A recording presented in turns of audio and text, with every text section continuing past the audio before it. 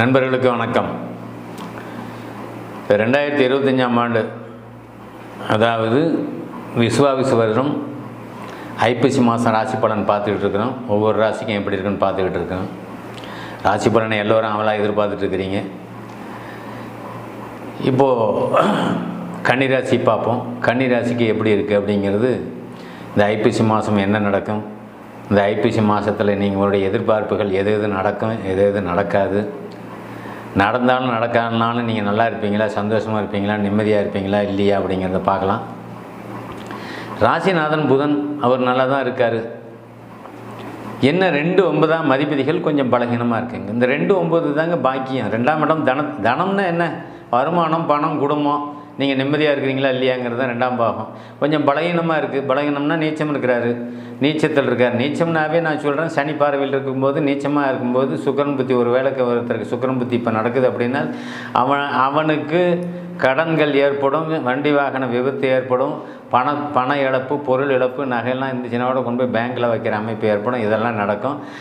சிலருக்கு அந்த அமைப்பில் சொத்து வாங்கிறதுனால கடன் ஏற்படுத்துறதும், தொழிலுக்கு முதலீடு செய்கிறதுக்கு கடன் ஏற்படுத்துறதும், நல்ல கடன் சொல்கிறாங்க. அதை அந்த மாதிரி அமைப்பில் கடன் ஏற்படும். சில பேருக்கு விரை கடன் ஏற்படும். எப்பயுமே 2-9 பாவங்கள் கடக்கூடாது. 9 பாக்கியம், 2 தனம். அது நீச்சத்தில் இருக்கார், சனி பார்வையில் இருக்கார். அப்படிங்கும்போது நீங்கள் என்ன பண்ணுறது, எது தேவையில்லையோ அது மேலே ஆசைப்படுவீங்க.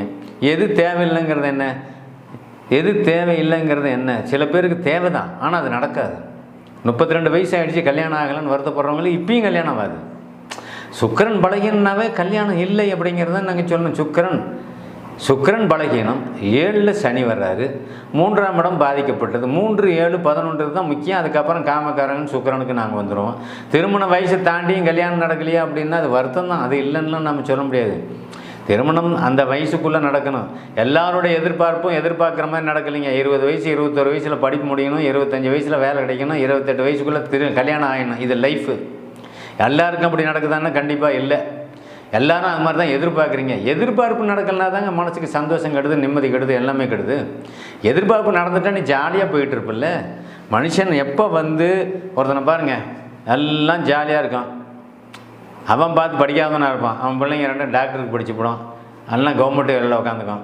இவன் படிக்காதவன் டீ கடையில் டீ குடிச்சிட்டு சிகரெட் அடிச்சுட்டு ஜம்முன்னு இருப்பான். ஏன் அப்படின்னு அவன் பிள்ளை டாக்டர் ஆகிட்டான், வேலைக்கு போயிட்டான், நல்ல இடத்துல கல்யாணம் பண்ணான், நிம்மதி ஒரு ஹாயாக இருக்கிறான், வாழ்க்கையில் எதை பற்றியும் வருத்தப்படாமல் இருக்கிறாங்கன்னா செட்டில்டு, வெரி செட்டில்டு. எல்லாமே செட்டில்டு ஆகிட்ட பிறகு அவன் எதை பற்றி கவலைப்படுறான், ஏன் கவலைப்படுறான், செலவுக்கு பிள்ளைங்க கேஷ் கொடுக்கும், வேலைக்கு போகணுங்கிற அவசியம் இல்லை, அப்பா அம்மா நீட்டாக உட்காந்துட்டு இருப்பாங்க, மருமக்கள்லேருந்து மகன்லேருந்து நல்லா இருப்பாங்க. இது ஒரு வாழ்க்கை. ஒன்றுமே இல்லாதவனு கூட வாழ்க்கை நல்லா அமையுதுங்க. ஒருத்தன் ஒரு வீடு மட்டும்தான் வச்சுருக்கிறான், அவனுக்கு 50 பவுன் போட்டு பொண்ணு கொடுக்குறான் அவன் பையனுக்கு. ஏன், வாழ்க்கையில் பூர்வ புண்ணிய கர்மா நல்லா இருக்குது, அவனுடைய புண்ணியங்கள் செஞ்ச அமைப்பு நல்லா இருக்குது. அது சில பேர் இதை பாருங்கள், வாழ்க்கையில் கூன் குருடு நொண்டி செவிடாக பிறக்கிறவனுடைய அமைப்பும் அப்படித்தாங்க. பிறவியின் அமைப்பு அதை நான் மாற்ற முடியாது. கர்மாவின் அடிப்படையில் தான் உன்னுடைய பிறவியே இருக்குங்கிறது தான் உண்மை. நான் எதை அனுபவிக்க பிறந்தேனோ அதை தான் அனுபவிக்க முடியும். நான் கோட்டீஸ்வரன் ஆகணும், BMW காரில் போகணுன்னா கண்டிப்பாக முடியாது. ஆசை இருக்கும், முடியாது. கன்னிராசிக்காரனுக்கு எல்லாருமே திருமண வாய்ப்பை ஏற்படுத்துங்க. சனி சுக்கிரனை பார்த்தாலும் உங்களுக்கு ராஜயோகாதிபதியாக வர காரணத்தினால திருமணத்தை தாமதப்படுத்தி கொடுப்பார், ஆனால் கொடுப்பார். ஒவ்வொரு ராசிக்கும் பலன் மாறுது பாருங்கள். இங்கேயும் ராசிக்கு சுக்கிரன் பலகீனமாக தான் இருக்கார், திருமணத்தை கொடுக்கக்கூடிய சுக்கிரன் பலகீனமாக இருக்கார். ஆனால் ஏன் கல்யாணம் இதெல்லாம் நடக்குது அப்படின்னு நாம் இங்கே ஒரு பாயிண்ட்டை கொண்டு வரோன்னா, 7ஆம் அதிபதி குரு உச்சமாகி 7ல் சனி நின்று அந்த குருவை திரும்பவும் பார்க்குறார், 7ஆம் இடத்தை பார்க்குறார். அவ்வளோதாங்க. 7ஆம் இடத்தை வலுத்த குரு ஒளியோடு பார்க்குறார். அப்போ அங்கே என்ன பண்ணும், ஒளி கிரகம் பார்வையாக பார்க்கும்போது நல்ல பொண்ணாக கிடைக்கும். இவன் வேலையில் இருக்க மாட்டான், வேலையில் இருக்கிற பொண்ணு இவனை விரும்பும், இவனை கட்டும். இல்லை, வேலையில் இருக்கிற பொண்ணை நம்ம பையனை கொடுக்குறேன்னு வருவான். கன்னிராசி ஒரு அற்புதமான பாயிண்ட். இப்போ கன்னிராசிக்கெல்லாம் கல்யாணம் ஆகிக்கிட்டு இருக்குது, நிறைய பேர்த்து ஆகிட்டுருக்கு. ஆகாமல் தடையாக இருக்கிறவனுக்குள்ள இப்போ ஆமாம். இந்த ஐப்பசி கார்த்திகையில் கல்யாணம் ஏற்படக்கூடிய ஒரு அமைப்பெல்லாம் கன்னிராசிக்காரனுக்கு உண்டு. அது எந்த திசை நடந்தாலும் நடக்கும். 7ஆம் பாவக சுபத்துவம்னு இதை தான் சொல்கிறோம். பாவகம் வலிமையாக இருக்குது. 7ஆம் பாவகம் பிறக்கும் போதே ஒருத்தனுக்கு வலிமையாக இருக்குதுன்னு வச்சுக்கோங்க. 7ஆம் இடத்த குரு பார்த்தார், 7ஆம் இடத்துல ஒரு வலிமையான கிரகம் இருக்கிறது. என்ன, சுக்கிரன் வலிமையாக இருக்கிறார், நல்ல மனைவி. சுக்கிரன் வலிமைன்னா என்ன, ஒரு ராசிக்கு ராஜயோகாதிபதியாக வரையக்கூடிய சுக்கிரன் ஆட்சியோ உச்சமோ மூலத்திரிகோணத்திலேயே இருந்தால் அவனுக்கு அருமையான மனைவி. 7ஆம் இடம் வலுத்திருந்தால் தொழில். 7ஆம் இடம் தான் நட்பு, 7ஆம் இடம் தான் கலஸ்திரம். நட்பு அப்படிங்கிறது மனைவியும் நட்பாக இருக்கக்கூடிய ஒரு அமைப்பு. இந்த 7ஆம் பாவகம் கட்டுச்சுன்னா தாங்க கல்யாணம் ஆனாலுமே கணவன் மனைவி உறவில் விரிசல் வர்றதுக்கு அதாங்க காரணம். 7ஆம் பாவகம் பாதிக்கப்பட்டு 7ஆம் இடத்துல பாவகிரகங்கள் உட்கார்ந்தால் கல்யாணம் ஆனாலும் அந்த வாழ்க்கை பிரியுங்கிறது இதுதான். இன்றைக்கி 7ஆம் பாவத்தில் சனி இருக்குது, உச்சகுருனால் பார்க்கப்படுது. 7ல் சனி இருக்கக்கூடாது தான்.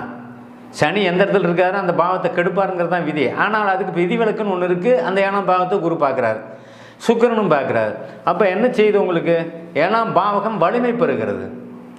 அப்போ அந்த 7ஆம் ஸ்தானம் அந்த பாவகம், அப்போ மாமனார் வீடுன்னு சொல்லக்கூடியவன் கொஞ்சம் வலிமையான ஆளாக இருப்பான், உங்களோட வெயிட்டான ஆளாக இருப்பாங்க, உங்களோட வெயிட்டான ஆளாக இருப்பான். ஆனால் உனக்கு ஒன்று கொடுக்குறோம்மா. இதுதான் விதி. கர்மாவின் அடிப்படையில் தான் எல்லாம் நடக்கும். அப்போ அவனுக்கு நல்ல இடத்துலேருந்து வரன் அமையக்கூடிய அமைப்பு, தொழில் அமைப்பில் நல்ல ஸ்டாண்டர்டில் இருக்கக்கூடிய அமைப்பு, சம்பள உயர்வு ஏற்படக்கூடிய அமைப்பு, சில பேர் வெளிநாடு வெளி மாநிலம் போகக்கூடிய அமைப்பு, இதெல்லாமே கன்னிராசிக்காரனுக்கு உண்டு. கல்யாணமும் நடக்கும், மனைவியும் வேலையில் வெளிநாடுக்கு போகக்கூடிய அமைப்பு, 2 பேரும் சேர்ந்து வெளியில் போய் சம்பாரித்து போடுற அமைப்பு, இது எல்லாமே உண்டு. நிறைய பேருக்கு உண்டு. அதனால தான் என்ன சொல்கிறோம் அப்படின்னா, உங்களுக்கு கன்னிராசிக்காரன் எல்லாமே ரொம்ப சுறுசுறுப்பாகவும் ஆக்டிவாகவும் இருக்கிறீங்க. பணம் பொருளாதாரம் சந்தோஷம் இருக்குது, நிம்மதி இருக்குது, குடும்பமே நல்லா இருக்குது. அதனால் கன்னிராசிக்கு எந்த ஒரு சிக்கலும் இங்கே கிடையாது. பெண்களாக இருந்தால் ஆண்களாக இருந்தால் பெண்கள், இவங்களை நம்ம விருப்பப்பட்ட கல்யாணம் நடக்கக்கூடிய அமைப்பும் இருக்குது. இதுக்கு பெற்றோர்கள் சம்மதமும் கண்டிப்பாக கிடைக்கும். 2 பேருமே ஒரு நல்ல தகுதியிலையும் நல்ல திறமையிலையும் இருப்பீங்கிறது தான் அங்கே உண்மை. 2 பேர்த்தினுடைய வீட்லேயுமே பணம் பொருளாதாரம் போன்ற விஷயங்கள் வசதி வாய்ப்பாக தான் சரியான நிலையில் இருப்பீங்கிறது தான் உண்மை. அதே சமயத்தில் வேலை எதிர்பார்த்துக்கூடிய இளம் வயதினர்களுக்கு 22 வயசு 23 வயசு காவல்துறை இராணுவம் போன்ற அமைப்பில் இருக்கக்கூடிய ஆண்களுக்கு அந்த வாய்ப்பு கண்டிப்பாக கிடைக்கும். காவல்துறையில் வேலை செய்யணும், பரீட்சை எழுதினா கண்டிப்பாக பாஸ் பண்ணுவேன். ஏன்? 10ஆம் பாவகம் நல்லா இருக்குல்ல, 10ஆம் பாவகாதிபதி நல்லா இருக்கார்ல, இதுதான் அங்கே கூடிய அமைப்பு.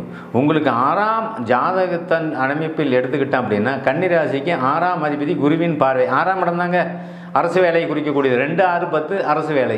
அரசு வேலை கிடைக்குமா? அது காவல்துறையாக இருக்கட்டும், இராணுவமாக இருக்கட்டும், மருத்துவனாக இருக்கட்டும், எதாக இருந்தாலும் சரி. மருத்துவ படிப்பு படிக்கக்கூடிய நண்பர்கள் எல்லாருக்குமே இன்றைக்கி மெடிக்கல் சீட்டு கிடைக்கக்கூடிய ஒரு அமைப்பு இருக்குது. புதுசாக பரீட்சை எழுதி அரசு வேலைக்கு டிஎன்பிசி இந்த மாதிரி அமைப்பில் போய் தேர்வாணையத்தில் போய் பரீட்சை எழுதிட்டு வந்தவங்களுக்கு கண்டிப்பாக போஸ்டிங் உண்டு. எழுதி ரெடியாக இருக்கிறவங்களுக்கு ஆர்டர் கைக்கு வர்ற அமைப்பு கண்டிப்பாக உண்டு. கன்னிராசிக்காரனுக்கெல்லாம் எல்லா பலனும் நல்ல முறையில் தான் நான் சொல்லணும். ராசிக்கு 7ல் சனி இருந்து குரு பார்க்குறாருங்கிறது 6ஆம் அதிபதியாக போனார். அவர் 6ஆம் அதிபதி தானே உங்களுக்கு வேலையை கொடுப்பார், 2ஆம் அதிபதி தானே தனத்தை கொடுப்பார்.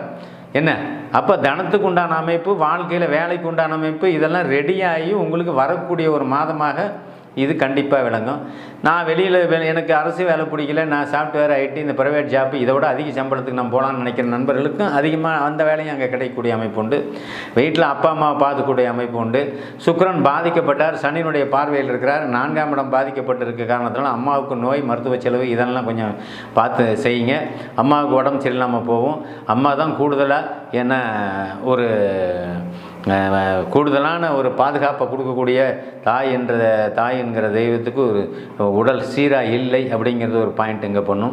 ஏன் அப்படின்னா ஜோசியத்தில் 4ஆம் பாவம் தான், 4ஆம் பாவ அதிபதி உச்சமாகக்கூடாதுன்னு நான் சொல்லிட்டு வரேங்க. நான் அந்த உச்சம் அப்படிங்கிற ஒரு அமைப்பு தான் உடலை பாதிக்கும் அப்படிங்கிற இதை நாங்கள் சொல்கிறோம். இது உங்களுக்கு கண்டச்சனியாக வரும்போது கண்டிப்பாக செய்யும். 4ஆம் பாவகத்தை சனி பார்க்கறதுனாலையும் இது வரும். அதை தான் நாங்கள் சொல்கிறோம். கடகம் 4ஆம் பாவகம் சந்திரன், இதனுடைய நிலையை வச்சு அம்மா நல்லா இருக்காங்களா இல்லையா அப்படிங்கிறத நாம் இங்கே பேசுவோம்.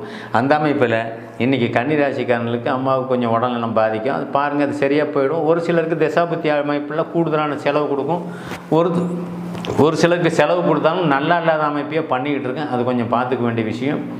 தாய் தகப்பன் அப்படிங்கிற அமைப்பில் தாய்க்கு நல்லா இல்லை, தகப்பன் வெளியூர் சென்று வருமானம் பண்ணக்கூடிய அமைப்பு. இளம் குழந்தைகளாக இருந்தால் இந்த ராசிக்காரங்களுக்கு உங்களுக்கு பிள்ளைங்க 8 வயசு 10 வயசு 7 வயசு இருந்தால் நீங்கள் வெளியூரில் இருப்பீங்கிற ஒரு அமைப்பு. வெளியூரில் வேலை செஞ்சிட்ருக்கிறீங்க, ஆனால் சந்தோஷமாக இல்லை, கொஞ்சம் நிம்மதியாக இல்லை, வேலை சரியாக இல்லை. இந்த அமைப்பெல்லாம் கன்னிராசிக்கார பெரியவர்களுக்கு 40 வயசு 35 வயசு 40 வயசில் இருக்கக்கூடிய நண்பர்களுக்கு கண்டிப்பாக நடக்கும். ஆக இளைஞர்களுக்கு நான் சொல்லக்கூடிய பலன் அப்படியே பலிக்கும். அதான் வேலை வாய்ப்பை பற்றி சொன்னேன், வேலை கிடைக்குங்கிற அமைப்பை சொன்னேன், வேலையில் இருக்கிறவங்களுக்கு பதவி உயர்வு ப்ரமோஷனுங்கிற அமைப்பை சொன்னேன். இது எல்லாமே நடக்கும். இருந்தாலும் சுப செலவுகள் கூடுதலாக இருக்கும். சுப செலவுன்னா என்ன? நகை வாங்கிறது, ஒரு சீட்டு போடுறது, ஒரு இடம் வாங்கிறது, இந்த அமைப்பு எல்லாமே உங்களுக்கு நல்ல அமைப்பில் நல்லதானே போயிட்டு இருக்குது. இப்போ இந்த மாதமாக ஐப்பசி மாதமாக இருந்தாலும் நீங்கள் திருமணத்தும் உங்களுக்கு நடக்கக்கூடிய அமைப்பு. பொண்ணு இப்போ பார்த்து ஏற்பாடு பண்ணி கார்த்திகை கார்த்திகையிலேயே அதுக்கு அடுத்த மாதத்துலேயே கல்யாணம் பண்ணுற அமைப்பு கண்டிப்பாக நடக்கும். மொத்தத்தில் கன்னிராசிக்காரனுக்கெல்லாம் டெவலப்மெண்ட்டு ரொம்ப நல்லா இருக்கக்கூடிய அமைப்பு. தசாபுத்தி எப்படி இருந்தாலும் நல்லா இருப்பீங்கிறது தான் உண்மை. நன்றி, வணக்கம்.